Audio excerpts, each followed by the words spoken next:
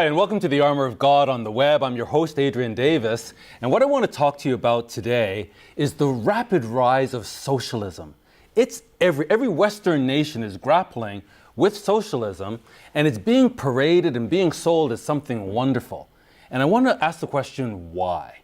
Well, one of the major reasons is history is no longer being taught in school. And so the young people that are graduating have no knowledge of the disastrous failure of socialism all around the world. Everywhere that it has been tried, it has failed. But this is no longer taught in the schools. In fact, now people are graduating with degrees in things like gender studies, or sexual studies, or race relations. And when they go out into the marketplace, surprise, surprise, no one wants to hire them. They don't have any real marketable skills.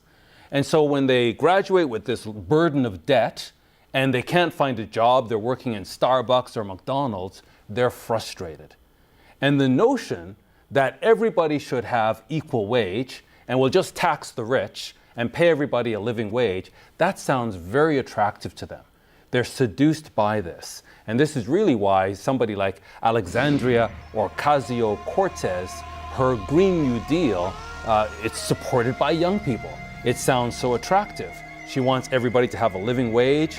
Everything should be free. We should have free health care. We should have free education. Everybody, as I mentioned, should have a living wage. And we should support everyone who is unable, or get this, even unwilling to work. So if somebody's unwilling to work, let's just tax the rich and pay them. And people have done calculations to say, if you tax everybody in America who makes more than $30,000 a year, you still wouldn't have enough to fund this Green New Deal. It's actually quite the nightmare. So this notion of socialism gaining ground in Western countries, as I mentioned, it's never worked. It promises prosperity. It promises equality. It promises security for everyone. And all it has ever delivered, history shows us, while it promises utopia, it has only ever delivered poverty, misery, and tyranny. You could say, yeah, it does actually deliver equality when everybody is equally poor, when everybody is equally enslaved. That's the equality that it promises and that it delivers. Now, what we're left with when socialism takes hold, when people buy into this utopian dream, then, as I mentioned, it never delivers. It delivers poverty and misery and tyranny. But it requires big government to administer. So once we usher in socialism, government gets bigger and bigger and bigger. And then when it fails to deliver on utopia, people are left with poverty and a massive government that enslaves its citizens, that abuses its citizens. And if we have history, if we have the historical record, we can see this.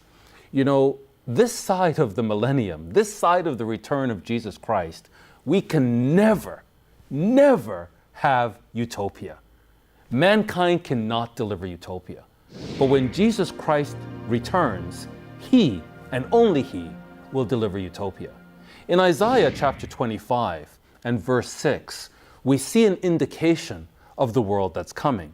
In Isaiah 25 and verse 6, he says, "And in this mountain shall the Lord of hosts make unto all people a feast of fat things, the best meats, a feast of wines on the lees, the best wines, of fat things full of marrow, of wines on the lees well refined." So it's just no expense spared.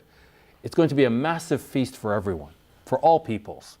And in verse 7, "And he will destroy in this mountain the face of the covering cast over all people, and the veil that is spread over all nations." So this deception, this promise of utopia that people are being deceived with, Christ is going to eliminate all of that. And all of the deception that the devil is propagating all over the world, that will be lifted. And finally, mankind will be able to see reality. And there's going to be great rejoicing with the return of Jesus Christ. And this is what we need to understand about socialism. It is impossible to deliver utopia before Christ returns because of human nature. And that's what socialism misses. it misses human nature on both sides. It misses the fact that, as far as the leaders go, all of us have human nature. What is that saying? Power corrupts, and what? Absolute power corrupts absolutely. And so when you build this kind of massive administration and you put somebody in charge of that, that amount of power corrupts the leader. And when you see socialist countries that are dirt poor, the wealth has not disappeared. It's just gone to the elite. So the wealth does not disappear in a nation, it just goes to the elite. And it's the citizens that have to suffer the consequences. So the leader has human nature. And we can't trust anybody who's saying, oh yeah, trust me, I'll bring utopia. No, that's not going to happen. But also the citizens have human nature. And socialism removes all incentives to work. I think in communism they say, there's a saying, they pretend to pay us and we pretend to work. And that's really the truth of the matter. If there's no incentive, why should I get up early? Why should I work long hours? Why should I put in 60 or 80 hours? And there are people that do that. They're building their own business and they're willing to put in the hours because there's an incentive to do so. But if you remove all incentive, why should I work? And that's why AOC, Alexandria Ocasio-Cortez says we have to fund those who are unwilling to work. Well, everybody's going to be unwilling to work if you take away the incentive. I want to make sure that I offer to you a sermon that I did, and it's entitled In Search of Patient Zero. In Search of Patient Zero.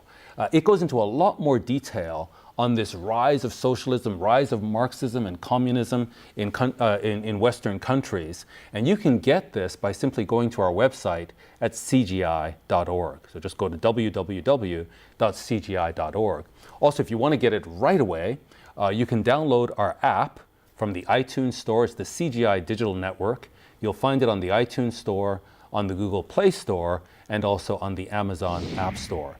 And in that app, you'll have a whole host of resources that will help you in your spiritual walk and your search for truth. And certainly you'll be able to access this sermon immediately. It's entitled In Search of Patient Zero. Now, communism, I want to just define terms. What is communism? What is socialism? What is capitalism? If you look at the means of production, factories, businesses, how you actually create products and services and value. In communism, the government owns the means of production, as opposed to capitalism, where the market owns the means of production.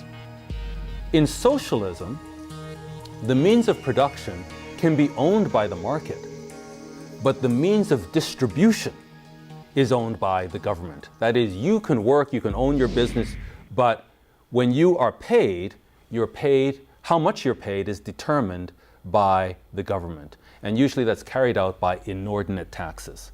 So you might be very talented, etc., but we'll decide how much you can have because we'll take the rest away from you and give it to others. The thing about capitalism, and especially if you look at a system like the American system and their constitution and how that whole government and democracy has been set up, what is so powerful about the founders and how they put this system together is it assumes human nature. It assumes that people are corrupt and that people are evil and easily seduced and are ambitious. And so there's all these checks and balances that have been put in place to protect the population against abuse.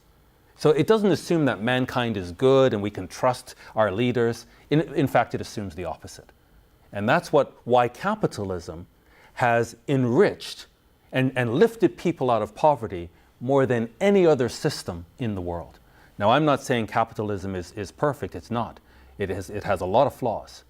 But again, this side of the millennium, it's far better than socialism and communism that have a 100% track record of failure.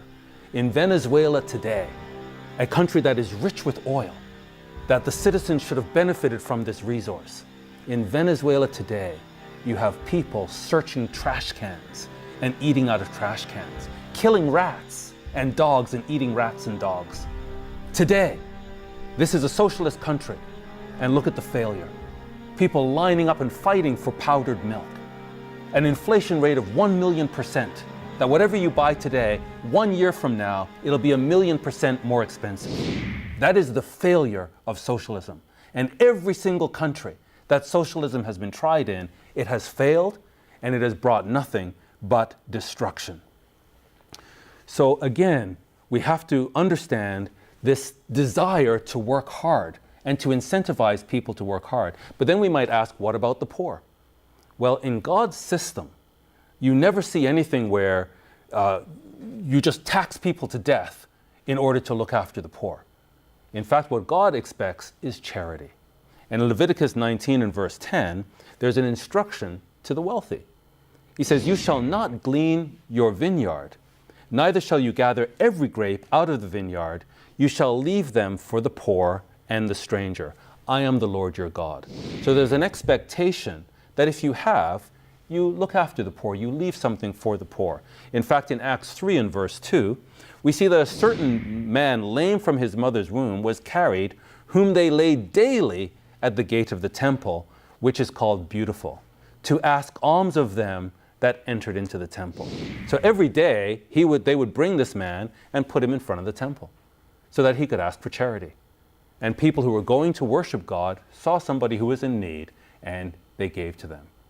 We don't need big government to look after the poor if we have people that are pursuing God and a relationship with God and have the heart to look after the poor. So again, I've mentioned every nation that socialism has been tried in has failed. Do you want to bring that into your country? I just urge you to do the research. Look at all these countries, the Ukraine, Angola, Afghanistan, every country that has tried socialism. It has ended up in nothing but poverty and torture for its citizens. Now, I couldn't go into a lot of detail here. I just wanted to give you an introduction. We sort of scratched the surface. But if you want more detail on this, please go to our website, cgi.org, or download our app, the CGI Digital Network app, on the iTunes Store, the Amazon App Store, or the Google Play Store, and ask for this message that I gave entitled "In Search of Patient Zero." It's going to go into a lot more detail so that you can have your eyes opened as to what's going on in the world around us and why socialism is being pushed and paraded and packaged and sold as if it's something beautiful when it's nothing of the sort. Well, I've run out of time. Please ask for that literature, In Search of Patient Zero. Again, I'm Adrian Davis. Thanks for spending this time with us on the Armor of God on the web.